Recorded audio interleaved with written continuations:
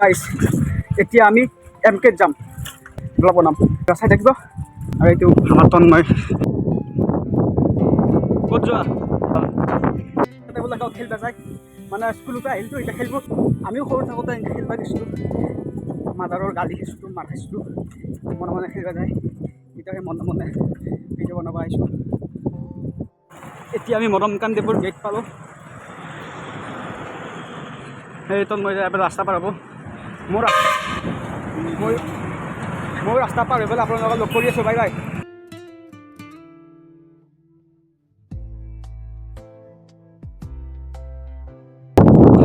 ককাই বাগি আছে বাইপাছ ওলাবি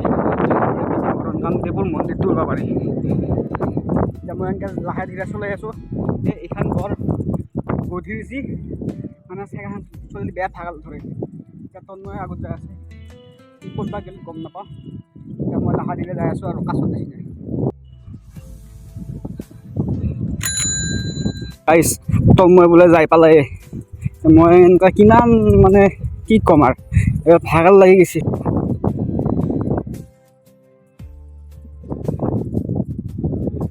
এইখন চাইকেল তাৰে নেকি তাৰে চাগে এইটো সি আছে চাই থাক একদম ভালকৈ লাভ লাগি গৈছে ইয়াত লগত এখানে তার চাইকেল ক'ত কি কৰি আছ ভাই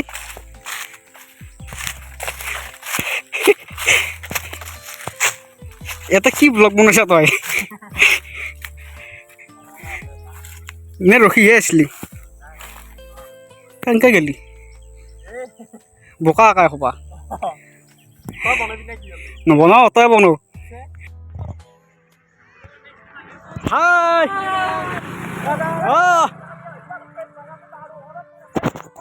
এই এটা ব্লগ বনাই আছে হাবিৰ মাজত সেয়া এটা ব্লগ বনাই আছে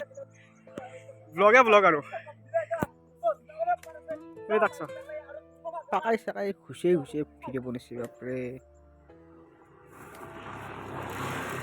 একদম ধুনীয়া আহি যাব ধুনীয়া আৰু সেই কোনফালে গ'ল এইফালে গ'ল নে সেইফালে গ'ল বা এইফালে যাই বিচাৰি আহ যাওঁ এনেকা এইফালে এতিয়া সি পগলাটো ক'তবা গ'ল মই এইফালে আছোঁ অকণমান ভিউ চাবা হাতখন কঁপি আছে ভাই এটা নকৰিলে হ'ল আৰু কৰিলে পিনে যাবলৈ আনিব পাৰি গাইছ মোৰ চাইকেল এই পাহাৰীয়া জেগাত উঠিব নোৱাৰে সেইকাৰণে এনেকৈ ঠেলি যাব লগা হৈছে এইখন আৰু গাইছ মই এটা ছাজেশ্যন দিওঁ এনেকুৱা চাইকেল কেতিয়াও জীৱনত নলাব বাপৰে এইখিনি ভাল লাগিব এইখিনি ধুনীয়া যাম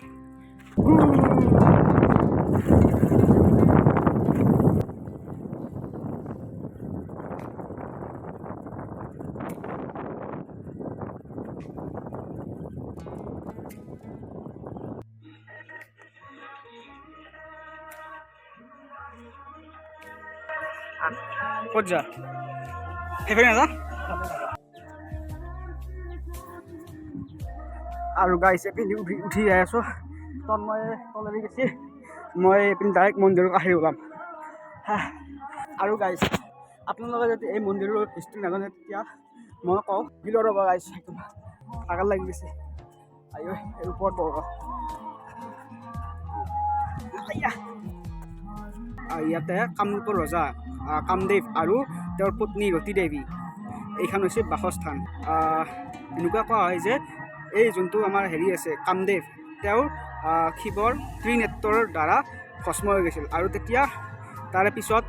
কি বুলি কয় তেওঁৰ পত্নী ৰতি দেৱীয়ে শিৱক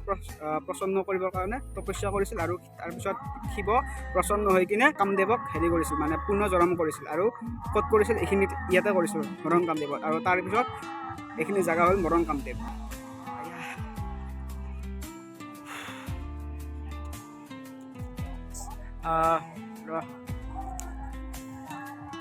আৰু গাইছ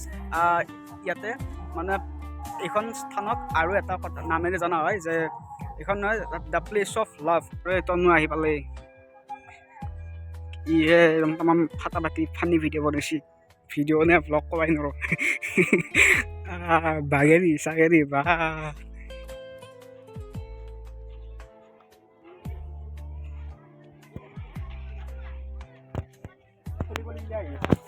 আহি আছে আৰু ওপৰতে আহিছে ইয়াতে ওপৰতে আহিব আৰু বহু আৰু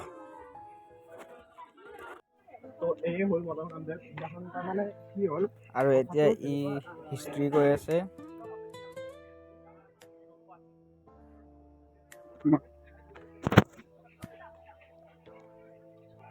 আৰু এইবিলাক গাইজ এইবিলাক যে পাথৰ হৈ আছে এইবিলাক মানে ভূমিকম্পৰ দ্বাৰা ওলাইছিল আৰু বহুত লাহে লাহে ওলাই আছে মানে কি হেৰি পাথৰবিলাক লাহে লাহে ওলাই আছে এতিয়া বিষ্ণুৰ মূৰ্তি ওলোৱা বুলি কৈছে আৰু ক'ৰবাত মই শুনিছিলোঁ যে ইয়াতে গণেশৰ মূৰ্তিও ওলাইছে আৰু ইয়াতে ধুনীয়া ধুনীয়া ছবিবিলাক অংকন কৰা আছে কিন্তু ক'ব নোৱাৰোঁ এইবিলাক কেতিয়া মানে কোনে বনাইছিল ধুনীয়া ধুনীয়া অংকন কৰা আছে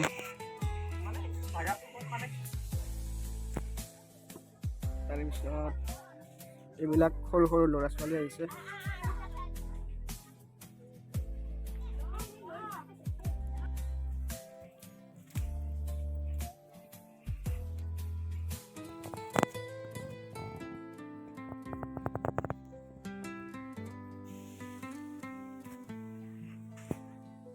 আৰু গাইজ এইফালে কিবা আঞ্জা চাঞ্জা বনায় নেকি কিবা দালি দালি গোন্ধ ওলাই আছে খিচিৰি চিচিৰি বনাইছে নেকি গম নাপাওঁ আৰু ওলাই আহিছোঁ আৰু গাইজ সেই দুটা মূৰ্তিৰ কি নাম আপোনালোকে কমেণ্ট কৰি ক'বচোন মই পাহৰিলোঁ আৰু গাইজ লিখা আছে কেমেৰা প্ৰহিবিটেড হৈ আছে মানে কাষৰ পৰা আৰু দূৰৰ পৰা কৰিব দিছে মানে আৰু গাইজ এই দুটা মানে এইটো এটা আৰু এইটো এটা এই দুটা গণেশ আৰু শিৱৰ মন্দিৰ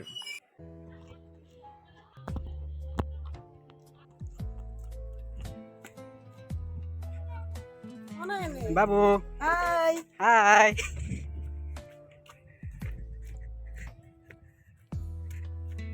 তো গাইজ এতিয়া আমি এনেকৈ এতিয়া ঘৰত ৰাওনা হ'ম আৰু এতিয়া আৰু দেৰিও হৈছে আমি 1টা বজাত ঘৰ পাব লাগিব তো এইগিলে আৰু ধুনীয়া দেখাইছোঁ বাবু তোমাৰ নাম কি কাৰ লগত আহিছা এইটো মামাৰ লগত আহিছে এতিয়া আমি কাম আৰু ধুনীয়াকৈ এই সৰু সৰু বাচ্চাবিলাক ধুনীয়াকৈ ইয়াতে আহিছে একদম